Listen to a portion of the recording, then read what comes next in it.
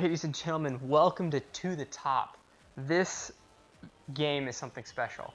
I found this maybe 2 weeks ago. I've been playing it obsessively, and I wanted to share a couple of the things that I've learned, what I like about this game, and some of my favorite levels, having gone through it all. So To the Top is kind of parkour on steroids. You have this really interesting and unique motion mechanic,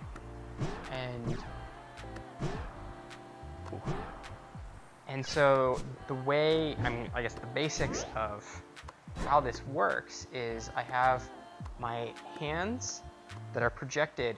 They can only go so far, so you'll notice it's maybe, I don't know, 2 meters, 3 meters, 9 feet.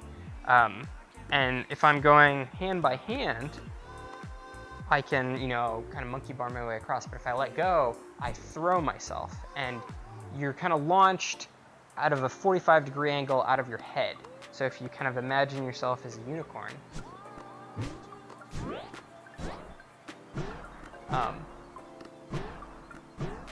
that's exactly where you're gonna get flung.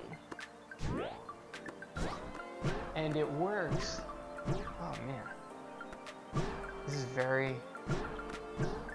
it's very immersive in that it's difficult. It's very difficult for me to talk and actually do this. You're going to be flung whatever direction you're looking, and that actually is really helpful. So here, I'll show you. If I go that way, you notice I kind of jump that way. If I look to the side, I jump to the side. Ooh. And I do have a little bit of steer, in midair. So if I angle myself in a direction, I can move around left to right, and change where I'm going in midair. Let's go back to the main menu. That being thrown in the direction of where your head's looking, like I think it was just Eagle Flight was the other game I played like that. That kind of uses that sort of mechanic where you move by shifting your head. Something about actually activating your inner ears and taking advantage of that really does help with motion sickness. So a majority of my friends who have tried this don't find it motion sickness inducing at all. There are definitely, if you are sensitive, it's going to be a more difficult game to play, but it's a lot better than you would think for this much motion. And again, like standard VR best practices apply. Don't walk or move in real life while you're flinging yourself around in the virtual world. I didn't really look at what I'm going onto, but this obstacle course, I ran into it, is a giant robot. He's going away without me. And you have to climb to the top of the robot to get to the finish. A little bit about the game mechanics. It is primarily time-based, and so you are, just finishing will get you. I think just finishing will get you a 1 star or whatever it is. There's a lot of this that's very Mario inspired.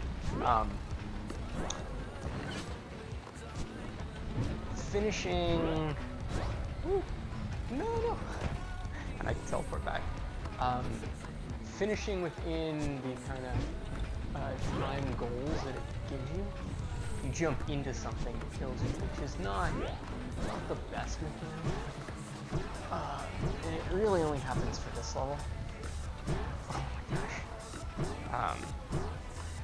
If you finish, within the kind of goals, there's 3 goals, and so actually I got all 3.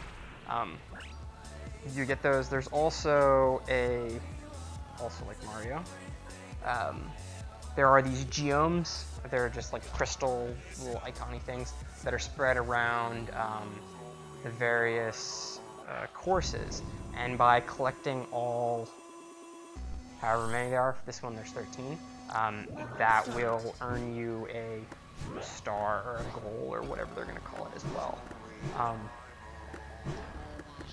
And then on each one of these there's a hidden finish. So you can go the standard route, or once you've kind of figured that out, to make the game more fun to replay, you kind of look for this, they're almost like Easter eggs, but they're all in interesting places and things like that. Comment on this.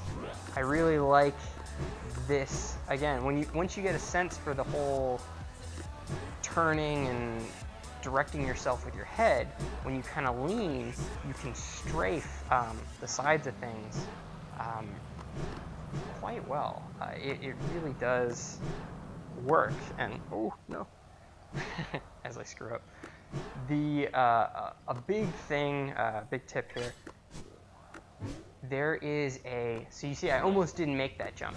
There is I guess, developer decided angle that your head should be at for some of these jumps, and if you hit that correct angle, it'll reward you with a whooshing noise, and it'll give you more momentum going forward. There's also this kind of general conservation of momentum, so if you're going fast, it's going to let you kind of jump farther and move quicker. Okay. Also with that, sorry, this is becoming difficult now. Oh no. Oh my gosh. I can't talk. I'm sorry, I can't talk. Oh no. Okay. I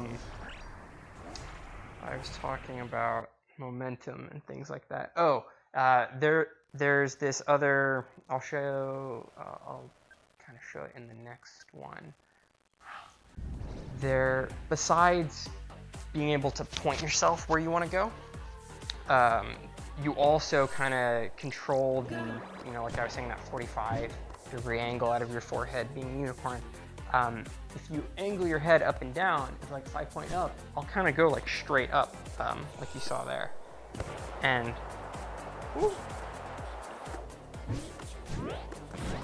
there's a kind of optimal, pre-assigned angle that your head should be at for some of these jumps. And if your head's too low, you won't be given that, that correct like boost. Like, see, I'm kind of looking down, but if I look kind of straight, or whatever it's supposed to be, you see those wind like graphics that kind of go by. Yeah, it'll reward you like that. So if you get stuck and you're like at a jump or a section and you're like, I should definitely be able to make this, and I made it before and now I can't get it, adjusting the kind of declination of your head, or inclination, is going to work well. I haven't even commented on the rockets, I know. I really like this level because you get to jump on rockets. They are, oh no, very, very creative in the ways that you, go through these levels and complete various challenges. The game is great. So for that, and this is just like really scratching the surface. I really see this as if they open up some sort of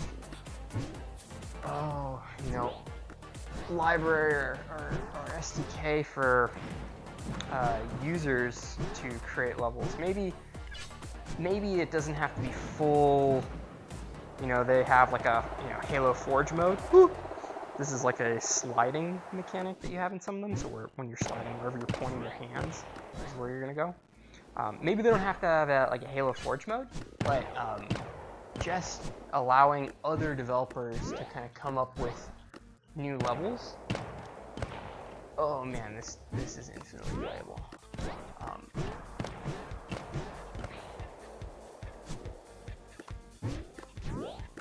Oh no, I'm not gonna make it. Woo. Yeah, I see a lot of potential there, which is awesome.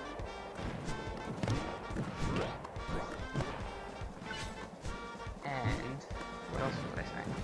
Yeah, I hope that the devs themselves kind of create more levels and more content for this. They've, like, in my opinion, just kind of scratched the surface on this. What draws me to this and why I think it's so impressive is not only do you have a lot of creativity to use VR to create these interesting obstacle courses, but on top of that, you're using this like really unique locomotion system where you're jumping and throwing yourself, and particularly when you're looking up, you fly up as much as you go forward. So for some of the more vertical missions, you really gravity just applies very weakly, and it's great.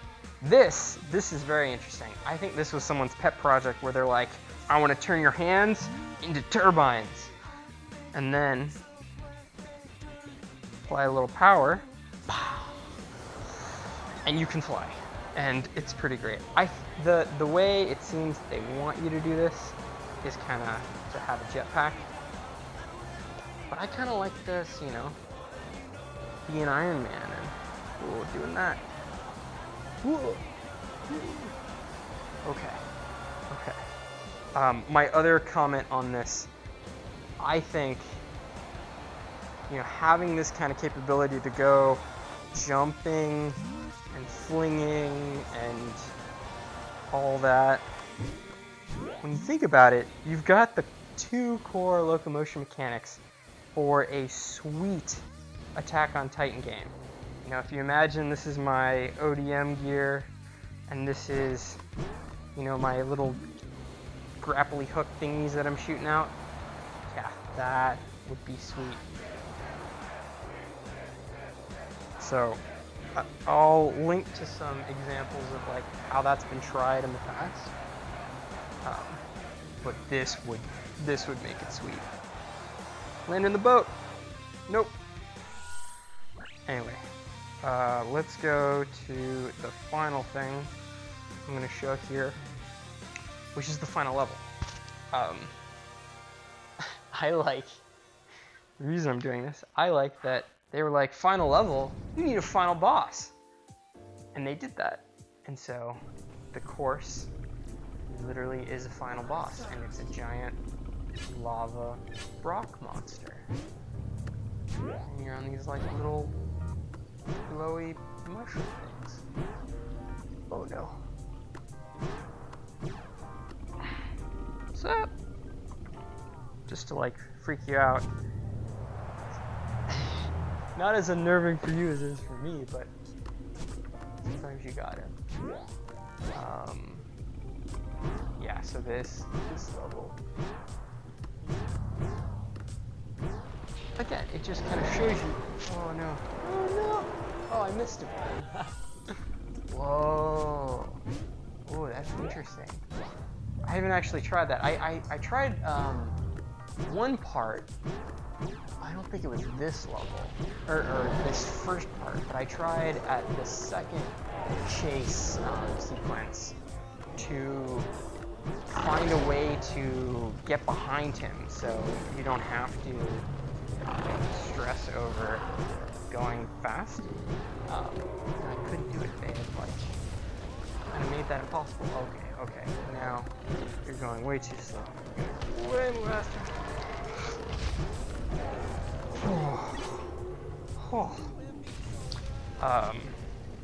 But it looks like you can totally do it for that first part. Oh no. Okay, where?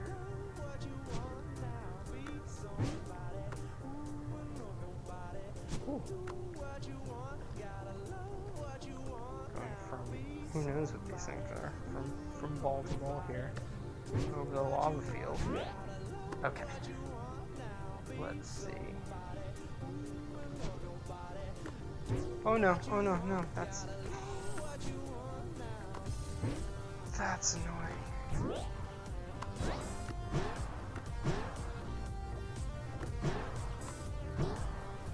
I think it's inappropriately challenging last level. Now you noticed there it's giving me all these big boosts. So there's also, you know, a lot of probably very intentional encouragement built into this to make snap decisions and, you know, jump over,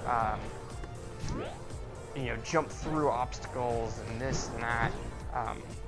I think the more you do what the devs want you to do in that sense, the faster you're gonna go. And it's gonna make it, the game kind of makes it easier for you to actually be successful. Oh, you got me. Doing that. Because otherwise, you know, going faster, making snappier decisions would make it harder. But it makes the game, I think, more enjoyable, the kind of fast-paced, quick decision nature.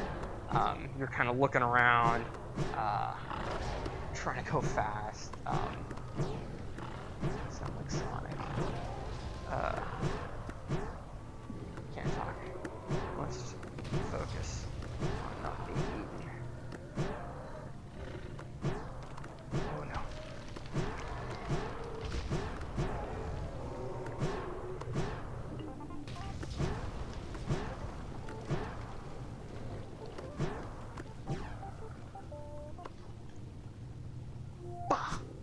Ah! So there's this secret thing on the back. Again, very Mario inspired. The guy's practically chomp chomp. Right there. I'm gonna let him go. Be free. Right there is the secret ending for that, which I thought was super cool. Oh no, I'm gonna have to walk. Where? Oh no, it's my TV. I have to walk through my TV. Oh no, there's walls. There's walls in the way. Fuck. Okay. That's annoying. What's over here? My chair. Sometimes if you get on a slanty edge, you can fall through. I'm gonna have to go back. That's so annoying. Okay. I wanted to show the last part. And now I'm gonna have to do it again. But that's okay. Alright. Let's cap off this level.